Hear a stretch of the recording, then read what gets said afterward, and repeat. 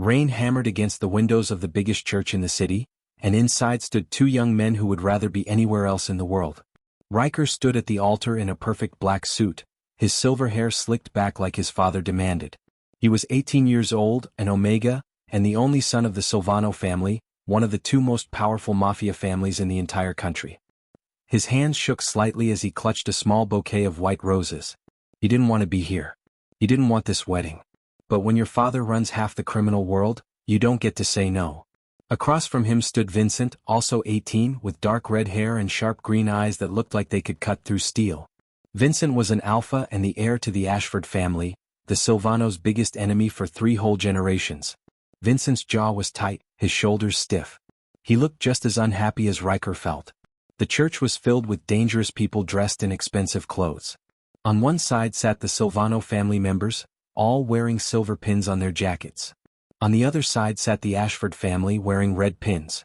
Everyone had weapons hidden under their fancy outfits. Everyone watched each other with suspicious eyes. This wasn't a celebration. This was a business deal wrapped in white flowers and fake smiles. Riker's father, Don Alessandro Silvano, had made this arrangement 3 months ago. The two families had been fighting for years, killing each other's members, stealing each other's business, burning down each other's buildings. Too many people had died. Too much money had been lost. So the two old men who ran everything decided to make peace the old-fashioned way by forcing their sons to marry each other. Riker remembered the day his father told him. He had been in his room, reading a book about stars and planets, dreaming about going to college and studying space someday. His father walked in without knocking, which he always did, and said 5 words that destroyed every dream Riker had. "You're marrying Vincent Ashford. Tomorrow we sign the papers." Riker had begged. He had cried. He had screamed that it wasn't fair. His father had just stared at him with cold eyes and said, "You're my son. You'll do what's good for the family. This marriage ends the war. Don't be selfish." Now, standing at the altar, Riker felt like a prisoner. The priest was talking about love and commitment, but his words felt empty. How could you love someone you'd been taught to hate your whole life? How could you commit to someone you'd never even had a real conversation with? Vincent's family had taught him that the Silvanos were liars and thieves. Riker's family had taught him that the Ashfords were murderers and bullies. And now they were supposed to be husbands. The ceremony moved forward like a bad dream. When the priest asked if Vincent would take Riker as his husband, Vincent paused for so long that people started whispering.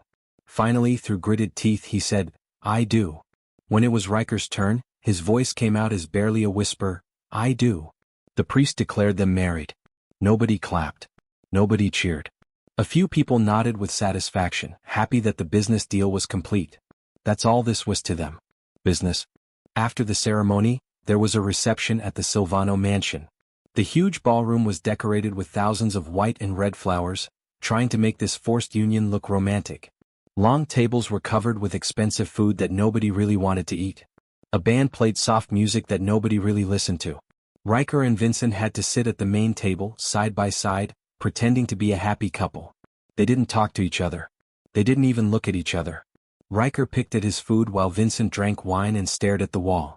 Around them, members of both families mixed together for the first time in years without fighting. But the mixing was awkward. Old enemies stood in small groups, making uncomfortable small talk, their hands never far from their weapons. The tension in the room was so thick you could cut it with a knife.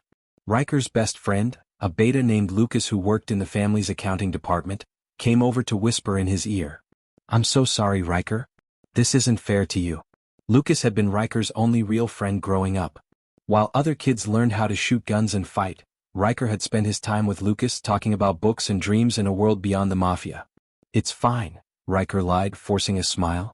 "I'll survive." But he wasn't sure he believed his own words. As the night went on, Riker noticed something strange. Vincent's younger sister, Helena, kept staring at him from across the room. She was beautiful, with the same red hair as her brother, but her eyes held something mean and cold. When their eyes met, she smiled, but it wasn't a friendly smile. It was the kind of smile a cat gives a mouse before pouncing. Near midnight, the party finally ended. The two families left, going back to their separate territories. But Riker and Vincent stayed. This was Riker's home, the Silvano mansion, and now it was Vincent's home too. That was part of the deal. Vincent would live here in enemy territory as a sign of trust and commitment. A servant showed them to the master bedroom on the 3rd floor. It was huge, with a massive bed covered in silk sheets, expensive furniture, and windows that looked out over the city lights. This room had been prepared for them, the new married couple. When the servant left and closed the door, Riker and Vincent were alone together for the first time. The silence was painful. Finally Vincent spoke, his voice cold and sharp. "Let's get something straight. I didn't want this marriage. You didn't want this marriage. Our families forced us into this, but that doesn't mean we have to pretend to like each other." Riker felt something break inside his chest. He had hoped, maybe foolishly, that they could at least try to be friends. But Vincent's words made it clear that wouldn't happen. "I'll sleep on the couch," Vincent continued, grabbing a pillow from the bed. "You can have the bed. We'll live in the same room because that's what they expect, but we don't have to act like we're really married." Riker nodded, not trusting himself to speak. Tears burned behind his eyes, but he refused to let them fall. He wouldn't cry in front of Vincent. He wouldn't show weakness. That first night, Riker lay in the huge bed, feeling more alone than he'd ever felt in his life. Across the room, Vincent lay on the couch, his back turned. Neither of them slept well. The next morning, their new life together began. Riker's father insisted they eat breakfast together every day as a family. So Riker, Vincent, and Don Alessandro sat at the long dining table, eating in uncomfortable silence. The old man watched them like a hawk, making sure they sat close together, making sure they acted like a proper couple in front of the servants. "You'll start working together in the business," Don Alessandro announced, cutting into his eggs. "Vincent, you'll learn how we run things here. Riker, you'll teach him. You two need to become a team. That's the whole point of this marriage." Working together meant spending every day in the same office, going over account books and territory maps, meeting with family members and business partners. Riker tried to be professional and polite. Vincent remained cold and distant, speaking only when necessary, never smiling, never showing any warmth. Days turned into weeks. Weeks turned into a month. Riker felt like he was dying inside, slowly suffocating in this marriage that wasn't really a marriage. He was trapped in a beautiful mansion with a husband who hated him, working for a family business he'd never wanted to be part of, living a life that had been chosen for him without his permission. One night, about 6 weeks after the wedding, Riker couldn't take it anymore. He waited until Vincent fell asleep on the couch, then quietly left the bedroom. He walked through the dark mansion, past sleeping guards, and found his way to the library, his favorite room in the whole house. The library was 3 stories tall, filled with thousands of books. Riker had spent his whole childhood here, hiding from his father's expectations, dreaming of different lives. He pulled out an old astronomy book and curled up in his favorite chair by the window. He was reading about distant galaxies so far away that their light took millions of years to reach Earth, when he heard footsteps. His heart jumped. Had Vincent woken up and noticed he was gone? But the person who entered the library wasn't Vincent. It was Helena Ashford, Vincent's sister. She was wearing a long red dress and carrying a glass of wine. Her smile was sharp and dangerous. Well, she said, her voice like honey mixed with poison. "The little Omega can't sleep? How sad." Riker stood up, clutching his book. "What are you doing here? This is Silvano territory." Helena laughed. "Oh, haven't you heard? Now that our families are united through your marriage, we can visit whenever we want. My father and yours had dinner tonight. I decided to stay and explore." She walked closer, her eyes scanning Riker from head to toe. "I wanted to see what kind of person my brother was forced to marry." "I didn't want this either," Riker said quietly. "Oh, I know," Helena replied. "But here's the thing that makes it all so funny. Do you really think this marriage will bring peace? Do you really think our families will just forget decades of hatred because you and Vincent signed some papers?" Riker's stomach twisted. "That's what everyone wants. Peace." Helena's laugh was cruel. "That's what they tell you. But peace is boring. Peace is bad for business. Some of us prefer the old ways. Some of us think this alliance makes us weak." She leaned in close, so close Riker could smell her expensive perfume. "And some of us are planning to do something about it." Before Riker could respond, before he could ask what she meant, Helena turned and walked away, her footsteps echoing in the quiet library. She paused at the door and looked back. "Enjoy your marriage while it lasts, little Omega. Everything is about to change." Then she was gone, leaving Riker standing alone with his heart pounding and his mind racing. What did she mean? What was she planning? Should he tell someone? Should he tell Vincent? But Vincent hated him. Vincent barely spoke to him. Why would Vincent believe anything Riker said about his own sister? Riker returned to the bedroom, his book forgotten.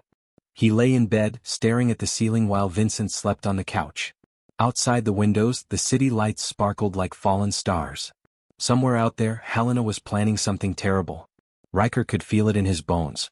He didn't know it yet, but Helena's visit was the first crack in the foundation of everything. The marriage that was supposed to bring peace was about to bring something much worse. And Riker, the quiet Omega who just wanted to read books and dream about stars, was standing right in the center of the storm that was coming. The next morning, everything seemed normal. Breakfast with his father. Work in the office with Vincent. Dinner with the family. But Riker couldn't stop thinking about Helena's words. He watched Vincent more carefully, wondering if his husband knew anything about his sister's plans. But Vincent's face gave nothing away. He remained as cold and distant as ever. 3 days after Helena's visit, Riker decided he had to say something. He couldn't keep this secret, not when it might put people in danger. That night, after they returned to their bedroom, Riker gathered all his courage and spoke. "Vincent, I need to tell you something. It's about your sister." Vincent was changing into his sleeping clothes. He didn't even look at Riker. "What about her?" "She came here a few nights ago. She said things. Scary things. She talked about people who don't want peace, people who are planning something." Now Vincent looked at him and his eyes were hard and angry. "Are you trying to turn me against my family? Is this some Silvano trick?" "No," Riker protested. "I'm just telling you what she said. I'm worried that—" "My sister wouldn't do anything to hurt our family," Vincent cut him off, his voice like ice. "You're just making up lies because you want to cause problems. I should have known you Silvanos couldn't be trusted." The accusation hit Riker like a physical blow. "I'm not lying. I'm trying to help." "Help?" Vincent laughed bitterly. "You want to help? Then stay out of my family's business. We're married because our fathers forced us, but that doesn't make you my real partner. That doesn't make you someone I trust. Just leave me alone." Riker felt tears burning his eyes again, but this time he didn't hold them back. They fell down his cheeks as Vincent turned away, dismissing him completely. Riker had tried to do the right thing, tried to warn him, and Vincent had thrown it back in his face. That night, Riker cried himself to sleep and Vincent pretended not to hear. The next few days passed in painful silence. Vincent became even more distant if that was possible. He avoided being alone with Riker, left the bedroom early, came back late. The wall between them grew higher and thicker with each passing day. Riker felt completely alone. He couldn't tell his father about Helena's threats because his father would never believe him either. He couldn't tell Lucas because he didn't want to put his friend in danger. He was trapped with this terrible knowledge, waiting for something bad to happen, unable to stop it. At night, he lay awake, listening to Vincent's breathing across the room, wondering if things would ever get better between them. Wondering if they were doomed to live like this forever. Married but not really married, living together but completely apart, trapped in a prison of their family's making. Little did he know, everything was about to explode in the worst way possible. The bomb exploded at exactly 3 in the morning on a Tuesday. Riker woke up to the sound of shattering glass and screaming. The entire mansion shook. Alarms started blaring. Guards were shouting. And through their bedroom window, Riker could see flames rising from the east wing of the building. Vincent jumped up from the couch, already alert. "What's happening?" Before Riker could answer, the bedroom door burst open. Lucas ran in, his face covered in soot and blood. "We're under attack. Someone planted explosives in the weapons storage room. Half the east wing is gone." "Your father?" He looked at Riker with horror in his eyes. "Your father was in his office. It's in the part of the building that collapsed." Riker's world stopped. His father. Don Alessandro Silvano, the man who had controlled every aspect of his life, the man who had forced him into this marriage. Gone. Just like that. Vincent grabbed his arm. "We need to get to the safe room. Now." They ran through smoke-filled hallways. Servants and guards were running everywhere, trying to put out fires, trying to find survivors in the rubble. The beautiful mansion that had been Riker's prison was turning into a burning nightmare. In the chaos, Riker saw something that made his blood run cold. Standing near the main staircase, watching the destruction with a small smile on her face, was Helena. When she saw Riker looking at her, she didn't even try to hide her satisfaction. She just turned and walked away, disappearing into the smoke. She had done this. She had warned him that everything was about to change, and now she'd made it happen. They made it to the underground safe room where other family members were gathering.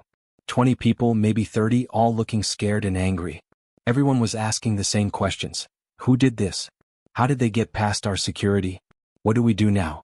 An older man named Giuseppe, who had been Don Alessandro's right-hand man for 30 years, called for quiet. Don Alessandro is dead. We've confirmed it. The explosion killed him and 6 guards who were with him. People gasped and some started crying. This was an inside job. Someone with access to our security codes planted those bombs. Someone betrayed us. Everyone started talking at once, accusing each other, pointing fingers.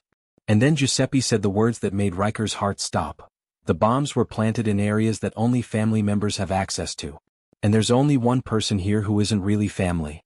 Only one person who came from the enemy side. Every eye in the room turned to Vincent. It wasn't me. Vincent shouted, his face pale. I didn't do this. But Giuseppe pulled out a piece of paper. We found this in the security office. It's a schedule of guard rotations with notes about the best times to plant explosives. The handwriting matches yours, Vincent Ashford. Vincent stared at the paper in shock. That's not my handwriting. Someone is framing me. I swear I didn't. Liar, someone shouted. Other voices joined in, angry and accusing. Riker looked at the paper. The handwriting did look like Vincent's. But something felt wrong about this. Vincent might be cold and distant, but would he really kill Riker's father? Would he destroy the alliance between their families? Then Riker remembered Helena's smile. Helena, who had access to Vincent's things. Helena, who had warned that some people wanted to end the peace. Helena, who had been standing in the hallway watching the mansion burn with satisfaction on her face. It wasn't Vincent. Riker heard himself shouting. It was his sister. Helena told me this was going to happen. She said some people wanted to destroy the alliance. She must have forged that paper to make it look like Vincent did it. But Giuseppe shook his head.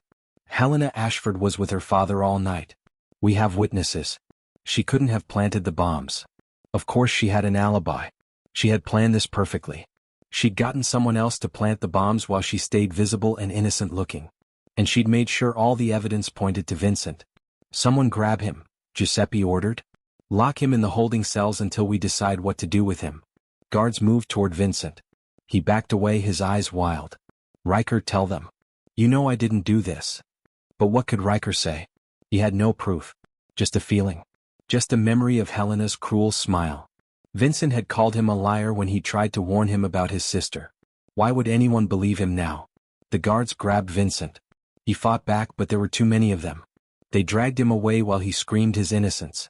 The last thing Riker saw was Vincent's eyes looking at him with desperation and betrayal, as if asking why Riker wasn't doing more to help him. The door slammed shut. Vincent was gone. And Riker stood there, feeling like the worst person in the world for not fighting harder to defend him. Over the next 3 days, everything fell apart completely. Don Alessandro Silvano was buried in a funeral attended by hundreds of people. Riker stood in his black suit, accepting condolences from people who had feared and respected his father. He felt numb, empty, lost. Giuseppe took over as temporary head of the family until Riker turned 21 and could officially inherit everything. You're too young and inexperienced to lead right now, Giuseppe told him. It wasn't mean, just honest. And Riker knew it was true. He didn't know how to run a mafia family. He never wanted to learn. Meanwhile, Vincent sat in a cell in the basement, waiting for his trial. Riker visited him once, sneaking down in the middle of the night when the guards were changing shifts. Vincent looked terrible. His red hair was messy, his face was bruised from fighting the guards, and his green eyes held such hurt and anger that Riker could barely stand to look at him. Why didn't you defend me? Vincent asked quietly. When they accused me, you just stood there. I tried, Riker whispered. I told them it was Helena. They didn't believe me. You gave up too easily. Vincent stood up and walked to the bars separating them. I thought maybe, just maybe, even though we didn't love each other, we were at least partners. I thought you'd fight for me. But you're just like the rest of your family. You only care about yourselves. That's not fair, Riker said, tears streaming down his face. I don't know how to fight these people. I don't know how to prove your innocence when all the evidence says you're guilty. Then I guess I'm going to die, Vincent said flatly. Because that's what they're planning. Giuseppe told me yesterday. In 1 week they're going to put me on trial. And when they find me guilty, they're going to execute me. 1 week, Riker. That's all I have left. Riker felt like he couldn't breathe. No. I won't let that happen. I'll find proof. I'll prove Helena did this. Vincent laughed, but it was a broken sound. How? She's too smart. She covered her tracks perfectly. There's no proof to find. He turned away from Riker, walking back to his small bed. Just go. Leave me alone. I don't want to see you anymore. Vincent, please? Go. Vincent shouted, and his voice echoed off the stone walls. You're not my husband. You were never my husband. We were just two prisoners forced together, and now one of us is going to die. Just leave me alone. Riker ran from the basement, sobbing so hard he could barely see. He ran to his bedroom, the room he'd shared with Vincent, and threw himself on the bed. The couch where Vincent used to sleep sat empty across the room, a reminder of how far apart they'd always been. For 3 days Riker barely ate or slept. He spent every moment trying to find proof of Helena's guilt. He searched through security footage, but the cameras in the weapons storage area had been disabled before the bombs were planted. He interviewed servants, but no one had seen anything suspicious. He went through Vincent's belongings looking for evidence that the handwriting on that paper was forged, but he wasn't a handwriting expert and couldn't prove anything. Helena visited the mansion on the 4th day. She came with her father, Victor Ashford, who was demanding to see Vincent. Riker watched from the shadows as Giuseppe met with Victor in the main hall. Your son killed my Don, Giuseppe said coldly. He betrayed our alliance and destroyed the peace our families built. My son is innocent, Victor replied, but his voice lacked conviction. Even Vincent's own father seemed to doubt him. I want to see him. They let Victor go down to the cells. Riker followed quietly, staying out of sight. He watched through a crack in the door as father and son talked. Did you do it? Victor asked Vincent directly. Vincent's face showed such pain. No, father. I swear on my life I didn't. Someone framed me. Victor was quiet for a long moment. Then he said, if you're innocent, then someone in our family is guilty. Someone close enough to forge your handwriting and frame you perfectly. Do you know who? Vincent looked up sharply. You believe me? You're my son. But I'm also not stupid. This explosion benefits certain people in our family who never wanted the alliance. People who thought I was weak for making peace. Victor's face was hard. If I defend you, if I fight for your innocence, I'll be starting a civil war within the Ashford family. The ones who did this will turn on me. I could lose everything. So you're going to let me die? Vincent asked, his voice breaking. Victor stood up, his back straight, his face cold. And in that moment, Riker saw the truth. Victor loved his power more than he loved his son. I'll demand a fair trial. That's all I can do. I'm sorry, Vincent. Sometimes we have to sacrifice pieces to win the game. He left without looking back. Vincent sat in his cell, his head in his hands, finally understanding that no one was coming to save him. Not his father. Not his family. Not even Riker, who had tried but failed to find any proof. Riker wanted to run to Vincent to comfort him, but what could he say? What comfort could he offer when Vincent was right? Riker had failed him. That night, Lucas came to Riker's room looking worried. I need to show you something. I've been going through your father's financial records, trying to make sense of everything for Giuseppe. And I found something strange. He pulled out a folder full of papers. 3 months ago, right when your father arranged your marriage to Vincent, he made a huge payment to someone in the Ashford family. $5 million. I traced it through several accounts, trying to hide the trail. Guess who received it? Riker's hands shook as he looked at the name on the final account. Helena Ashford. She was working with your father? Riker whispered, confused. Not exactly, Lucas said. Look at the date. Your father paid her 2 months before he announced your engagement. I think he paid her for information. Information about the Ashford family's weaknesses, their security systems, their secret plans. Your father was using her as a spy. The pieces started falling into place in Riker's mind. Helena had been selling information to Don Alessandro. She'd been betraying her own family for money. But then why kill him? Lucas showed him more papers. Here's where it gets interesting. Helena demanded more money. She wanted 10 million more to keep giving information. Your father refused. They had a huge argument about it. I found emails. Helena threatened him. Said if he didn't pay, she'd burn everything down. And she did, Riker breathed. She killed my father because he wouldn't pay her. And she framed Vincent to destroy the alliance and cause chaos between the families. The more chaos there is, the more opportunity she has to grab power for herself. Finally he had proof. Proof that Helena was guilty. Proof that Vincent was innocent. We need to show this to Giuseppe, Riker said, gathering the papers. But Lucas grabbed his arm, his face scared. Riker, think about this. If we reveal that your father was dealing with Helena, that he was using her to spy on the Ashfords, it makes the Silvano family look bad too. It proves your father wasn't really committed to peace. He was planning to use the marriage alliance to destroy the Ashfords from the inside. Giuseppe might bury this evidence to protect the family's reputation. Riker's heart sank. Lucas was right. Giuseppe cared about the family's image more than the truth. He'd let Vincent die rather than admit that Don Alessandro had been scheming against the Ashfords even while arranging the peace marriage. Then what do I do? Riker asked desperately. Vincent's trial is in 3 days. They're going to execute him. I can't let an innocent person die. Lucas looked at him seriously. You need to choose, Riker. Your family or the truth. Your reputation or Vincent's life. It should have been an easy choice. Vincent had been cold to him.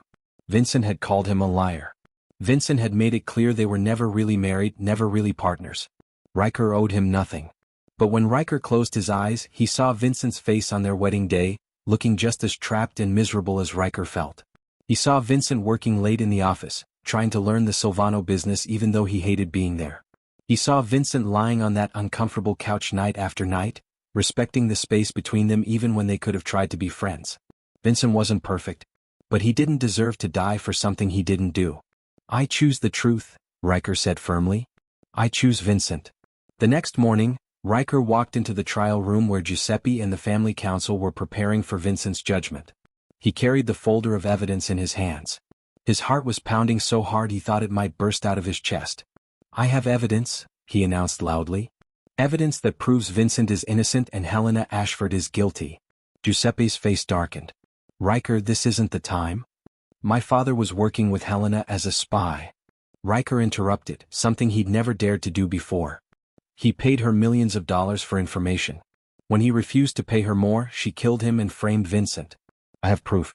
Bank records, emails, everything. He threw the folder on the table. Papers scattered everywhere.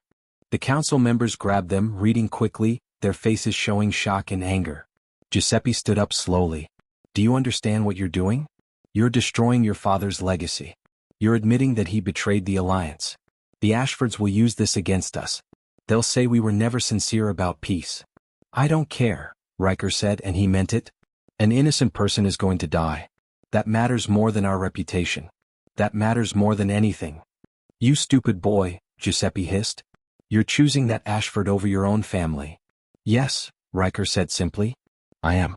Because it's the right thing to do. The council voted to delay Vincent's execution while they investigated the new evidence. It took 2 more days of checking bank accounts and interviewing people who had seen Helena and Don Alessandro meeting in secret. But finally they had to admit the truth. Helena was guilty. Vincent was innocent. They brought Vincent up from the cells. He was weak from not eating, dirty from being locked up for over a week, but alive. When he saw Riker standing there with the evidence that saved him, his eyes filled with tears. You did it, he whispered. You actually proved it. I'm sorry it took so long, Riker said. I'm sorry I didn't fight harder at first. I'm sorry for everything. But Giuseppe wasn't done. Vincent Ashford, you're free to go. However, due to the revelation that Don Alessandro was using Helena as a spy against your family, the Ashford Family Council will likely demand compensation or revenge. This alliance is broken. This marriage, he looked at Riker and Vincent with disgust, is over. We're annulling it immediately. Riker felt something break inside him. He just saved Vincent's life, but now Vincent would leave. They'd go back to being enemies. Everything would go back to how it was before. Vincent looked at Riker for a long moment. Then he turned to Giuseppe and said something that shocked everyone. I don't want an annulment. I want to stay married to Riker. The room went silent. Giuseppe stared. The council members whispered to each other. Riker's mouth fell open. What?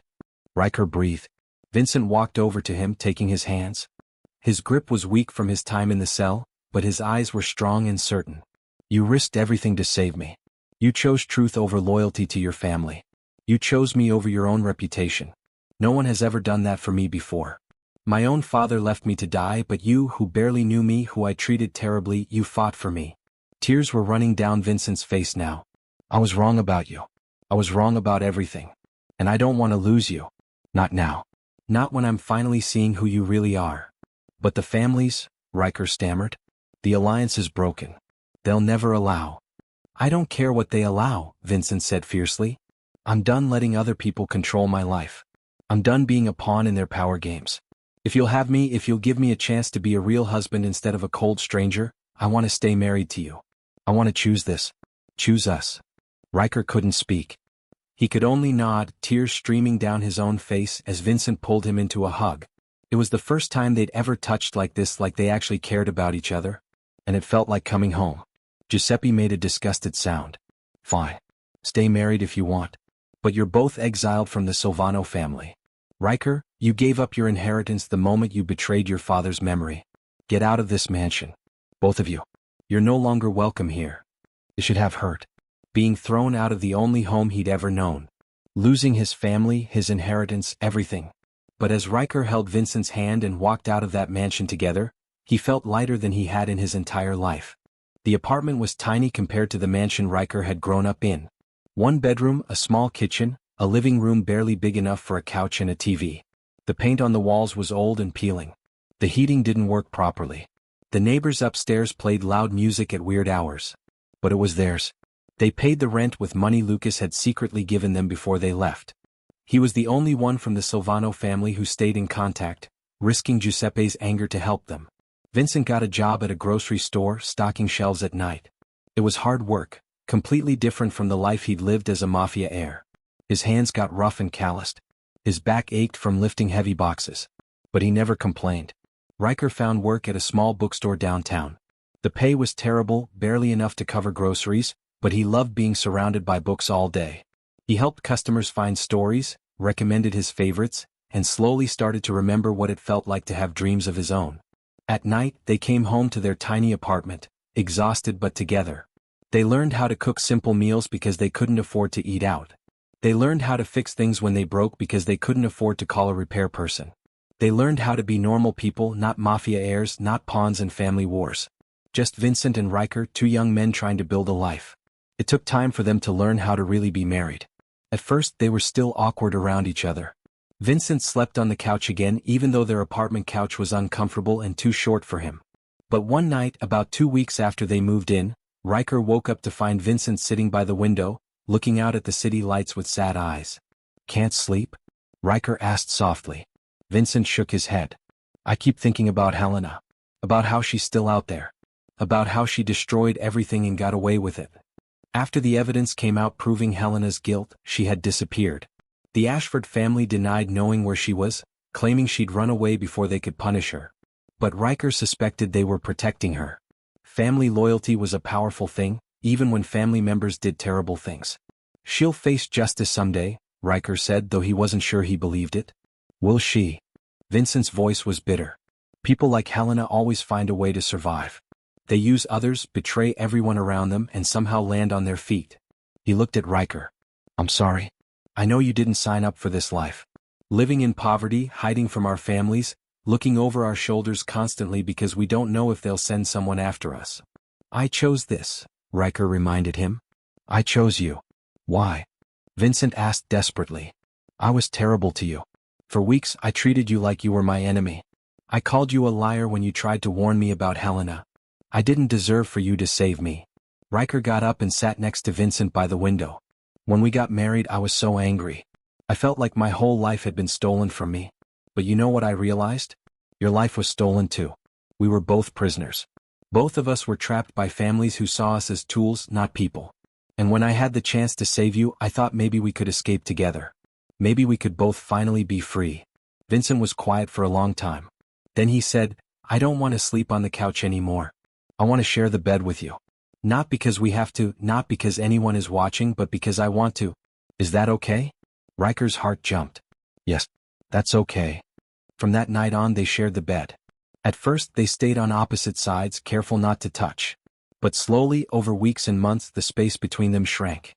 One night, Riker woke up to find Vincent's arm wrapped around him. Another night, Vincent woke up with his head on Riker's shoulder. They didn't talk about it. They just let it happen naturally, like a flower slowly opening up to the sun. 3 months after leaving the mansion, Riker came home from work to find Vincent making dinner in their tiny kitchen. It was nothing fancy, just pasta with simple sauce, but Vincent was humming while he cooked. Riker realized he'd never heard Vincent hum before. Never seen him look peaceful and content. Good day? Riker asked, setting down his bag. Actually, yes, Vincent said, smiling. My manager said I'm doing great work. He's thinking about promoting me to day shift supervisor. He paused, looking embarrassed. I know it's not a big deal. It's just a grocery store. But it feels good to earn something myself, you know? To be recognized for my own work instead of just being my father's son. I'm proud of you, Riker said, and he meant it with his whole heart. That night, after dinner, they sat on their tiny couch watching a show on their old TV. Vincent put his arm around Riker's shoulders. Riker leaned into him. And for the first time since their wedding day, Riker felt truly happy. But their peace couldn't last forever. For months after they'd escaped the Mafia world, Lucas called Riker with urgent news. You need to be careful. I've been hearing rumors. Some of the younger Silvano members are angry that you embarrassed the family. They're talking about teaching you a lesson. And the Ashfords aren't happy either. They blame you for exposing their family's connection to Helena's betrayal. What should we do? Riker asked, his stomach twisting with fear. Stay alert. Change your routines. Don't go places at the same times every day. And maybe, Lucas hesitated, maybe learn how to defend yourselves. Vincent, who had been listening to the conversation on speakerphone, immediately signed them up for self-defense classes. 3 times a week, they went to a small gym and learned how to fight, how to protect themselves, how to see threats coming. It was ironic. They'd spent their whole lives in Mafia families but had never actually learned how to physically defend themselves. They'd always had guards to do that. Learning to fight together made them stronger as a couple. They practiced moves on each other, laughing when they messed up, encouraging each other when things got tough. Vincent was naturally better at it, his alpha strength and reflexes giving him an advantage. But Riker worked twice as hard, determined to prove that Omegas could be strong too. The training became more than just preparation for danger. It became a way for them to connect, to trust each other, to move together as a real team. When Vincent caught Riker during a practice fall, when Riker successfully blocked Vincent's punch, they saw each other differently. Not as forced partners but as people who genuinely cared about keeping each other safe. You're getting really good at this, Vincent said one evening after class, watching Riker practice his kicks. I have a good teacher, Riker replied, slightly out of breath but smiling. No, I mean it. You're strong, Riker. Stronger than you think. Stronger than anyone ever gave you credit for. Those words meant more to Riker than Vincent could know. His whole life, people had seen him as weak, as just an Omega who needed protection, as someone to be controlled and used. But Vincent saw him as strong. As capable. As an equal. We're strong together, Riker said, taking Vincent's hand. Vincent squeezed his hand back. Yeah. We are. 6 months after leaving the mansion, the threat Lucas warned about became real.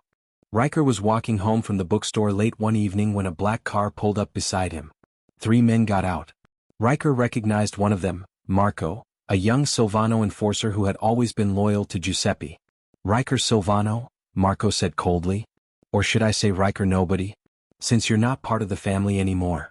Riker's heart raced but he tried to stay calm. What do you want, Marco? Giuseppe sent a message. He wants you to know that traitors always pay eventually.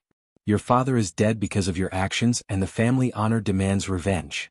Marco cracked his knuckles. We're here to deliver that revenge. The 3 men moved toward Riker. He wanted to run but he remembered his training. He remembered Vincent's voice in his ear during their practice sessions. Don't panic. Stay focused. Look for openings. When the first man lunged at him, Riker ducked under his arm and kicked hard at his knee just like he'd practiced. The man went down with a shout. The second man grabbed Riker from behind, but Riker threw his head back, connecting with the man's nose. Blood spurted. The man let go. But Marco was faster and stronger. He caught Riker with a punch to the stomach that knocked all the air out of his lungs. Riker fell to his knees, gasping, trying to breathe. Marco raised his fist for another hit. Then Vincent was there, appearing out of nowhere. He must have been walking home from work and seen what was happening. He crashed into Marco like a truck, knocking him away from Riker. The 2 of them fought, trading punches, moving fast and violent. The other 2 men had recovered and were coming at them again. Riker forced himself up despite the pain in his stomach. He and Vincent fought back to back, protecting each other, moving together like they'd practiced. They weren't Mafia heirs anymore. They didn't have guards or weapons or backup. They just had each other and the skills they'd learned. But somehow that was enough. The 3 attackers, realizing they couldn't win, stumbled back to their car and drove away, leaving threats and curses behind them. Vincent and Riker stood in the empty street, breathing hard, bruised and bleeding but alive. Then they looked at each other and started laughing. It was crazy, insane laughter, the kind that comes from surviving something terrible. We did it, Riker said, wincing as he touched his bruised stomach.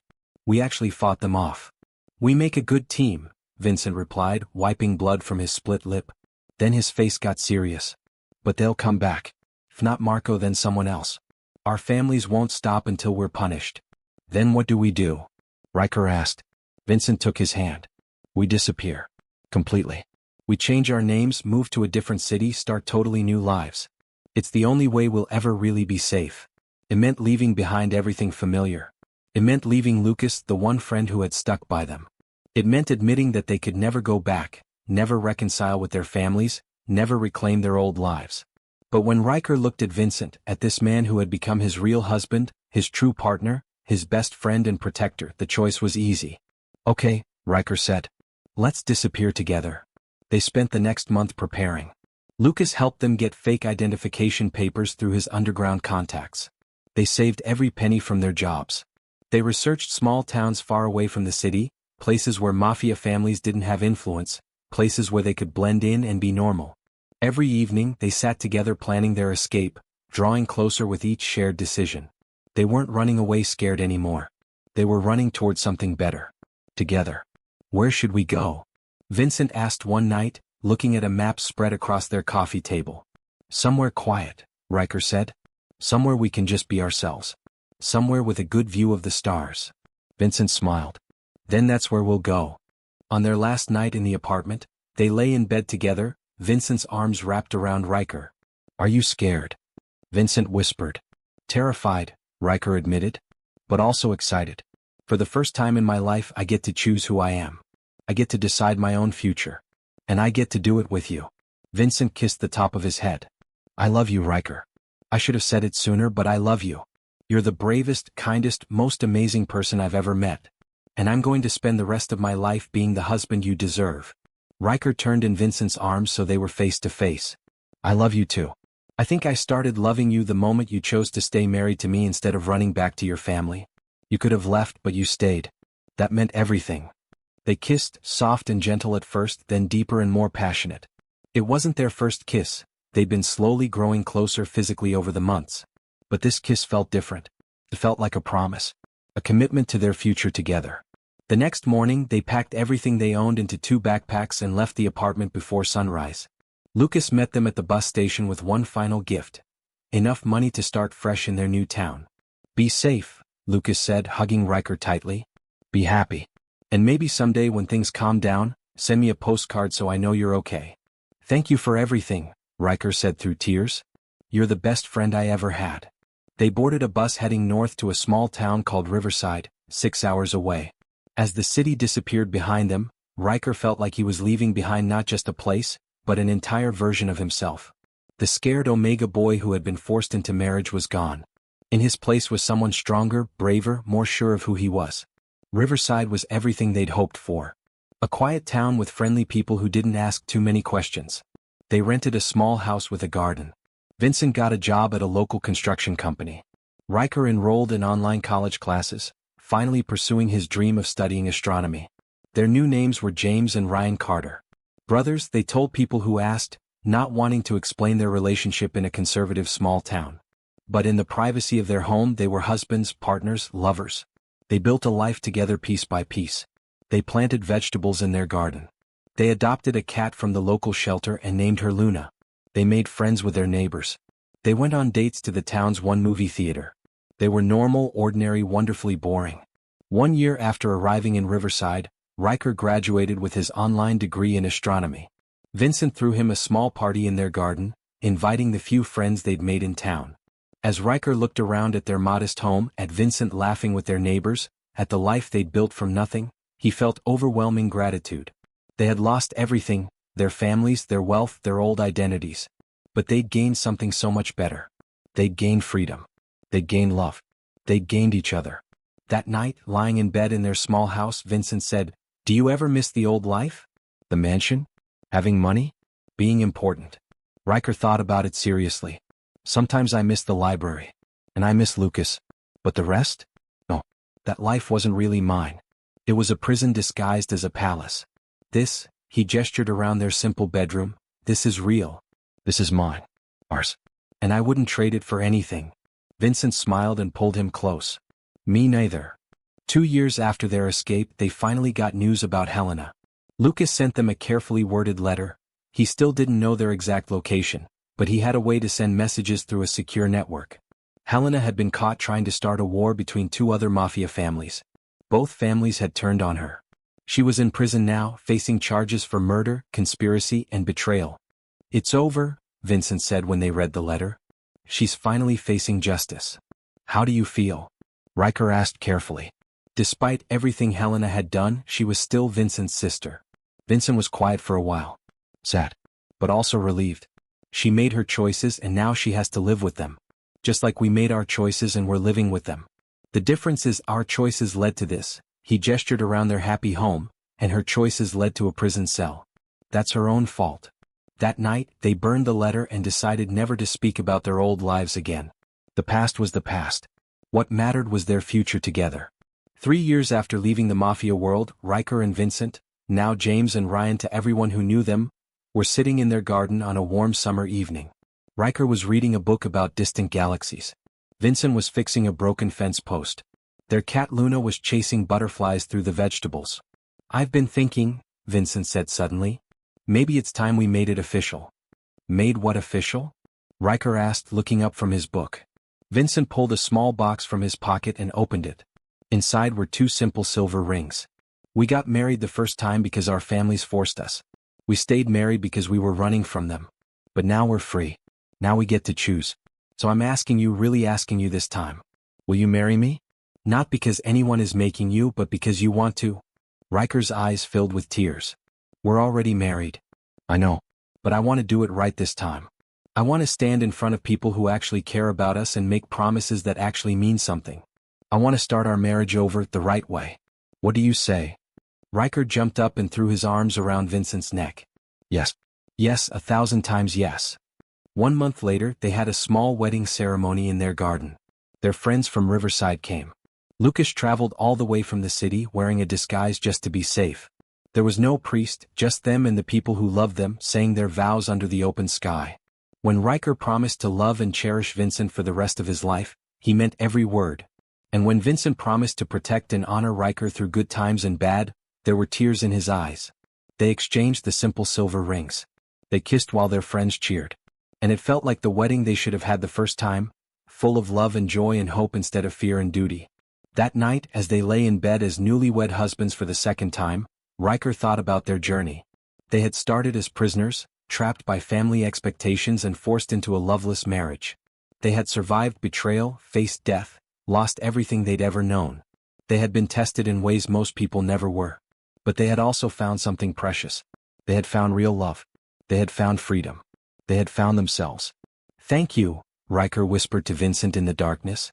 For what? Vincent asked sleepily. For choosing me. For staying when you could have left. For loving me even when I didn't deserve it. For giving me a real life instead of the fake one we started with. Vincent held him tighter. You saved me first, remember? You risked everything to prove I was innocent. You gave up your family for me. I should be thanking you. Then we're even, Riker said with a smile. They fell asleep in each other's arms, 2 former Mafia heirs who had become ordinary people with extraordinary love. Their story had started with betrayal and pain, but it ended with healing and happiness. They had gotten their revenge on the people who tried to control them, not through violence or schemes, but by building a beautiful life together on their own terms filled with real love and real freedom. And they lived happily ever after in their small house with the garden and the cat, studying stars and building fences, being normal and boring and perfectly, wonderfully happy. The years passed peacefully in Riverside. Riker got a job at the local planetarium, sharing his love of astronomy with school children who visited on field trips. Vincent was promoted to construction foreman, leading his own team. They were respected in their community, known as the Carter brothers, who were always willing to help neighbors, who threw the best barbecues in summer, who had the most beautiful garden on their street. On quiet evenings, they sat on their porch together, watching the sunset paint the sky in shades of orange and pink. Luna, now older and slower, would curl up between them, purring contentedly. Sometimes they talked about their day. Sometimes they sat in comfortable silence, just being together. Do you ever wonder what would have happened if we'd stayed? Riker asked one evening, 5 years after their escape. Vincent thought about it. We'd probably be dead. Or if not dead, then living in that same miserable prison, hating each other, destroying ourselves slowly from the inside. Instead we have this, Riker said, gesturing at their peaceful life. Instead we have this, Vincent agreed, taking Riker's hand and bringing it to his lips. And I choose this every single day. Sometimes, late at night, Riker still had nightmares about the mansion burning, about Vincent in that prison cell, about Helena's cruel smile. But when he woke up gasping and scared, Vincent was always there to hold him, to remind him that they were safe, that they were free, that they were together. And sometimes Vincent had bad days too, when the weight of everything they'd lost hit him hard. Days when he wondered if his father ever thought about him, if anyone from his old family ever regretted what they'd done. On those days, Riker would make Vincent's favorite meal, put on a movie they both loved, and remind him that the family they'd built together, just the two of them and Luna, was worth more than all the blood connections in the world. They learned that healing wasn't a straight line. It came in waves, 2 steps forward and 1 step back. But they healed together, supporting each other through the hard days, celebrating the good ones. 10 years after their forced wedding, Riker and Vincent stood in their garden under a sky full of stars. They were 28 now, with smile lines around their eyes and a decade of real marriage behind them. Look, Riker said, pointing up at the night sky. That's Andromeda. It's the closest galaxy to ours, 2.5 million light-years away. The light we're seeing right now left that galaxy 2.5 million years ago. Vincent wrapped his arms around Riker from behind, resting his chin on his husband's shoulder. What does that mean? It means we're seeing the past. But it's still beautiful, even though that moment is long gone. Riker turned in Vincent's arms to face him. Just like our past. It was terrible and painful, but it led us here. And I wouldn't change it, because I can't imagine my life without you. I love you, Vincent said, the words as natural as breathing after all these years. I love you too, Riker replied. They had started as strangers forced together by power-hungry families. They had become enemies, then reluctant allies, then friends, and finally truly deeply in love. Their journey had been marked by betrayal and pain, but also by courage and hope and the fierce determination to choose their own path. They had their revenge not through violence but through living well. Through building a life so full of love and peace that it made every sacrifice worth it. Through proving that the chains their families tried to bind them with could be broken, that they were more than the roles they'd been assigned, that love freely chosen was stronger than duty forced upon them. And as they stood under the stars, 2 ordinary people with an extraordinary story, they knew they had won. Not the war their families had been fighting, but something better. They had won their freedom. They had won each other. They had won their happily ever after.